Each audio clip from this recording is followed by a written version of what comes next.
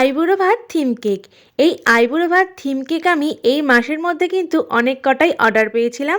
আর কিছুদিন আগেও আমি তোমাদেরকে একটা আইবুড়ো ভাত স্পেশাল কিন্তু থিম কেক দেখিয়েছিলাম।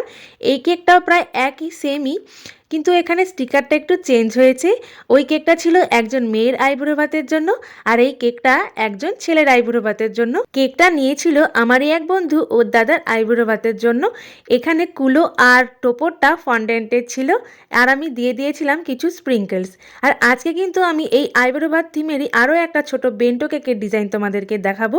আর ওই কেকটা আগের দিন যে বড় কেকটা বানিয়েছিলাম, ওই ডিজাইনটা দেখেই এই ছোট বেন্টো কেকের অর্ডারটা আমার কাছে এসেছিল। জানো তো, দু একদিন আগে একজন বোন আমার থেকে একটা বেন্টো কেক নিয়েছিল।